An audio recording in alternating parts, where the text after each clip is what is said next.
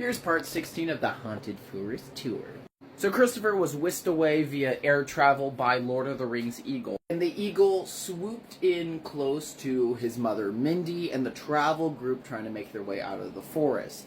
And he hovered just far enough above his mom where anytime he tried to yell down and talk to her, she couldn't hear him. She could see him, they could see each other, and all he could do was just kind of wave and yell, but she couldn't hear him. He couldn't hear her either. So he's hovering above her, trying to communicate as Pestilence appears right in front of Mindy, and they start communicating. Pestilence is just like, hey, Christopher's mom, I'm gonna give you a ultimatum here. Now, your son Christopher didn't want to play my game, so...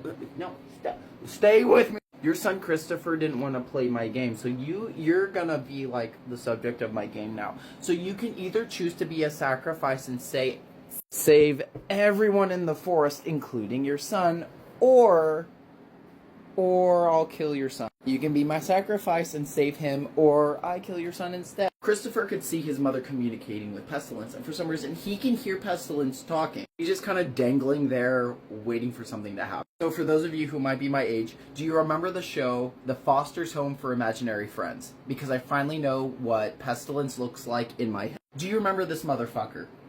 Cheese. Imagine him, but blue. This is what Pestilence looks like in my head. That. Do you see the vision? The derpy character. That is Pestilence. The ice blue demon that looks like... So they're communicating. Pestilence is like, you can either be the sacrifice or off your son. And Mindy, the only thing she got in was she asked Pestilence, how do I know you're being honest? How do I know you're being truthful right now? He wasted no time and he cut her head off. Like, Pestilence is like, oh, you asked me the question. Beep! She took her head. Christopher witnessed his mother being beheaded right there, and he lost his shit. Pestilence is like, haha, I won. Mindy lay down and died. She just... The group of travelers freaked out and started screaming, but the storyline moves on too quick to really process the death. Christopher was dropped from the sky, landed next to his mother's body, and Pestilence disappeared. The group was like freaking out, but the storyline just keeps going. Christopher starts communicating with the group and like moves on really quick from witnessing his mother's death. He pulls a sobbing, I love you guys speech to the travelers, like, oh, I know I just lost my mom, but I'm gonna like pull a comic relief move, start cracking jokes at our expense, and I just love you guys so much. You're there for me, and I know I'm going through a lot right now, but we're gonna make it out of here. I love you, and we're gonna like, my mom didn't die in vain. We're gonna get through this together. And the group just kind of continued on. They just continued traveling, leaving her body there. I think they buried her, but the story just kind of moves on. So unfortunately, due to Mindy's death, her passing was the onset of Armageddon. She was the final soul to be collected, and now the forest was growing.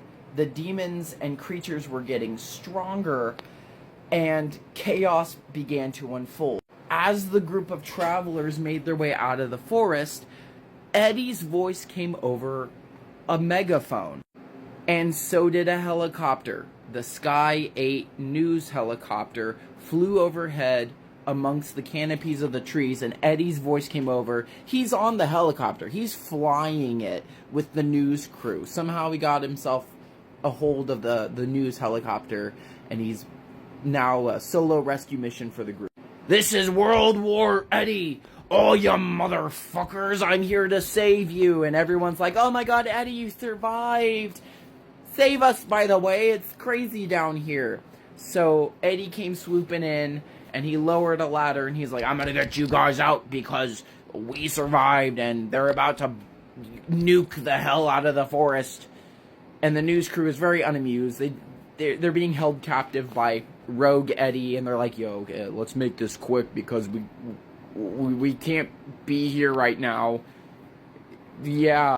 Also, Eddie got himself a load of military weapons. Like, he stole a bunch of rocket launchers and large guns, and he smuggled them on the helicopter to, I don't know, break stuff. So the storyline moves wicked quick. We snap back to Mark, Hannah, and Booth driving, speeding through the breaking roads while being chased by the sprouting trees and a giant demonic worm, the Alaskan bullworm. They're speeding down the back roads of the haunted forest. They're not in the forest, but the trees are following. They're all screaming. They're freaking out. Hannah just shrieking. Mark getting annoyed with her, and he's like, will you shut the hell up, woman? I'm trying to drive. Booth is in the back seat like, I can't leave the forest. I can't leave the forest. Armageddon! Armageddon! I have to go back. I sold my soul, and you're ruining it. You soiled my plans. And we're being chased by the Alaskan bullworm trying to consume us, and there's trees popping up everywhere. And because the trees are popping up everywhere, the roads, the gravel, the black top, the paved black tar of the roads are splintering and cracking and warping the roads, and the cars being flung everywhere. And,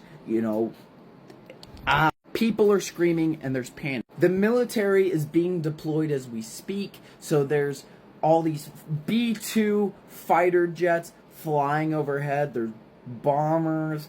There's these crazy F-2 fighter jets. People are on the phones contacting other people who know people how to cover this up. People are contacting the media to silence people. Lawyers are being called. Next of kin are not being informed of their people's death. So Tina is still alive. She's with the traveling group as they're all racing towards Eddie's dropped ladder from the helicopter as they're being pursued by a swarm of demons. She is attacked and mauled by a hellhound, but she manages to escape as Eddie drops a rope, lands in front of her, and picks her up. She's safe. Everyone in the traveling group grabs a hold of this ladder and begins scaling. Everyone gets onto the chopper, except for Christopher, who is still crawling his way up and is still holding on for dear life as the helicopter has to back out and pull up as they're being swarmed and attacked by demonic bats. Oh, they're coming everywhere. There's bats left, bats right, bats swooping, uppercutting, and he's just holding on, leg locked in this ladder for dear life, screaming, and Eddie is like narrating the whole thing and is like telling the traveling group like, oh, my theory is I was face to face with Booth. My thought is there was one person who is like protected by the demons, and I think he is the host for this parasitic relationship amongst the demons. If we kill Booth, we kill the demon. And everyone's like, oh my god, that's crazy. But he's just like, no, you don't understand. If we off the host, we off the curse of the forest.